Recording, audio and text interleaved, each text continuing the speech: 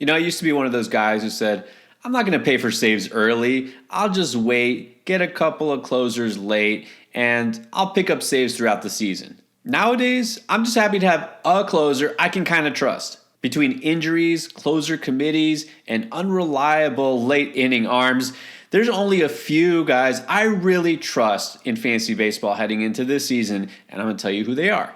If you can't wait for draft season, guess what? You don't have to.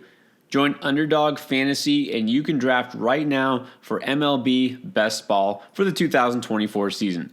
They've got some new contests that just opened up. Check them out right now. If you sign up and use promo code Endgame, you get a 100% deposit match for your first $100 that you put into your account. Try Underdog Fantasy today. Let's start with the first tier, the so-called elite closers, or at least that's what we expect from them, or they have been in the past. Let me start by telling you who I am not taking early.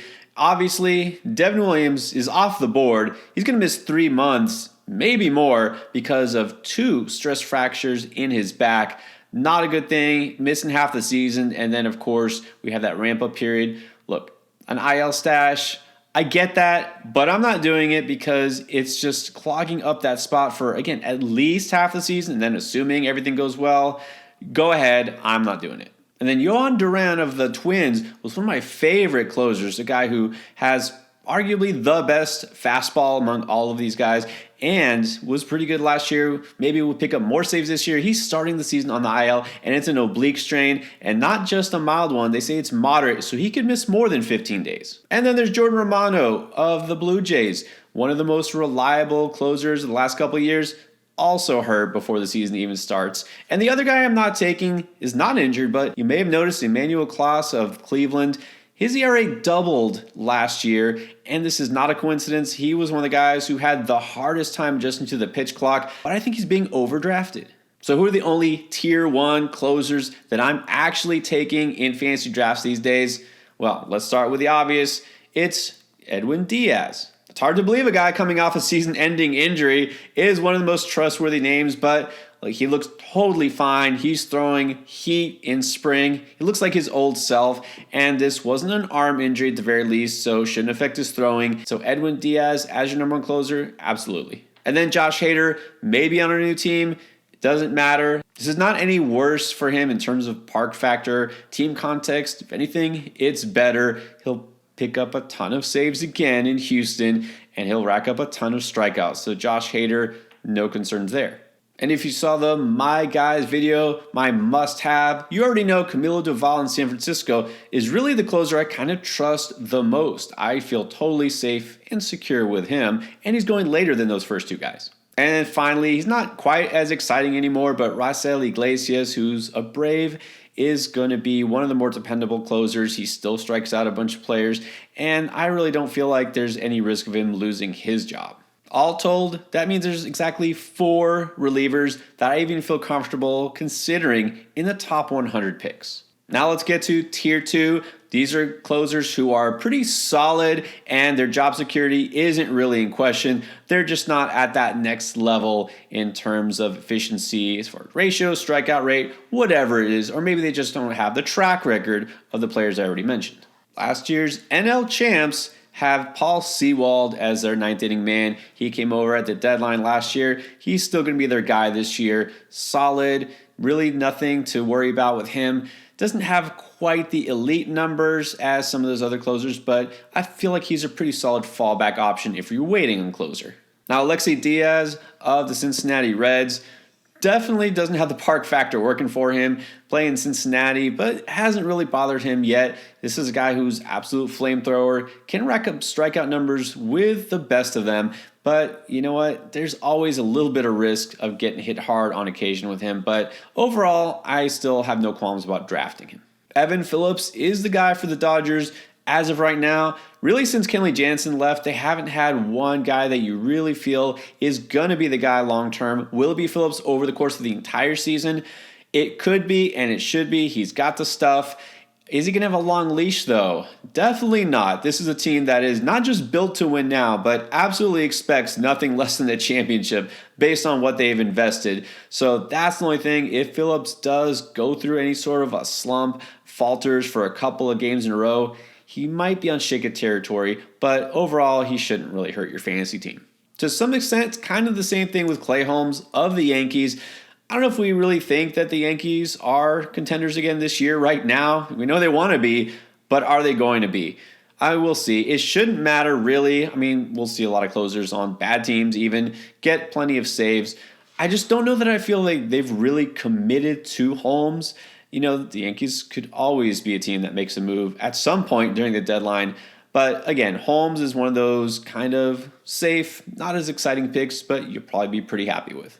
And the last of what I consider the tier 2 closers that I feel good enough to take at times is Craig Kimbrell. We already know his track record, but he's also not exactly as dominant as he used to be. But hey, going to Baltimore, definitely not a step down. I don't know that it'll up his save totals, but Philly also did kind of mix and match in the late innings at time. It feels like with Bautista out, Cano serving better as a setup man, you feel like Kimbrell will be the one who really gets the bulk of the saves by far. And so, the ratio, maybe he doesn't get you an ERA under 3 anymore, but strikeouts are there, saves are there, good enough. That means I'm scratching off my list. Again, not saying I'm absolutely refusing to draft ever, but for where they're going at their ADP, I'm probably passing on Andres Munoz in Seattle. Love the player, but again, there's risk here. His injury history is pretty long for such a young player. Matt Brash, you know what? He's not going away. He's not going to have a long-term injury like people thought. He's still in the mix. And Seattle also might mix and match in the late innings. Same goes for Pete Fairbanks. I mean, you feel like an injury is just inevitable with him at some point. And at Tampa Bay, do you ever really trust a Rays closer? I know some people feel like David Bednar in Pittsburgh is rock solid. Performance-wise, he is. He's also got kind of a lat issue heading into the season. Shouldn't be serious, but something to monitor. But I also just don't trust Pittsburgh and their pitchers. And look, I know that he's not coming up to free agency this year, but any guy on that team could be used as a trade chip if the price is right. And then the third tier of closers. This is the last group of guys I would even feel comfortable taking in a draft. So let's start with Ryan Helsley of the Cardinals. He's a player that's kind of been forgotten about, missed a lot of last season with injuries, a little bit up and down. The whole Cardinals franchise was disappointing last season, but Helsley's performance really was pretty good most of last year. He strikes out players. He looks like he's healthy this spring, so I think he's worth a shot. Then Tanner Scott for the Marlins. Hasn't looked great this spring necessarily, and maybe his rating in MLB The Show is a little too high, but look, he was great down the stretch last year, and this is not a Don Mattingly bullpen anymore where you never know what's going to happen. It looks like Schumacher's committed to Scott. He's going to be the ninth inning guy. AJ Puck is in the rotation, so not even a threat there. So Tanner Scott, as long as he can keep the ball in the park, should be good for you.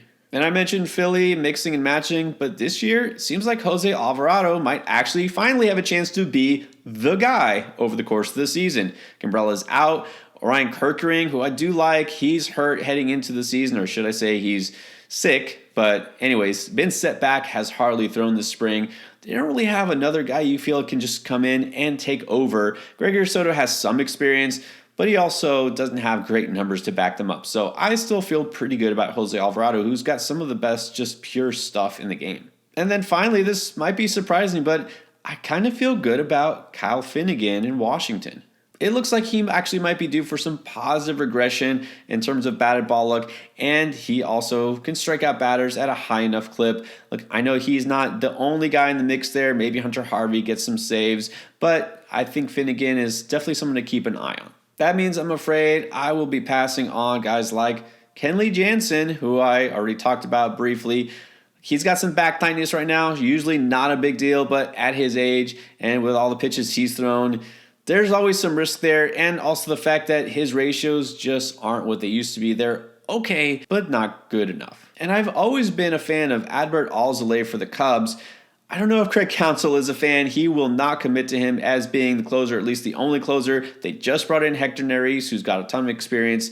I feel like this is going to be a two-man committee right now, and so I just don't feel like he's worth drafting high enough at the moment. And then you want to trust one of those guys for the Texas Rangers, right? The world champs. But who? Jose Leclerc, who has been very up and down and had injuries.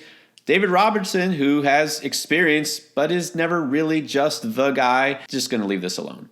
That makes a lucky 13. Those are the only closers I'm actually willing to pull the trigger on draft day right now. Look, things will definitely change throughout the season, which is why I'm going to have waiver wire and trade advice for you throughout the regular season. Until then, get all the draft advice you need for your fantasy baseball drafts. Check out this playlist with everything you need to win.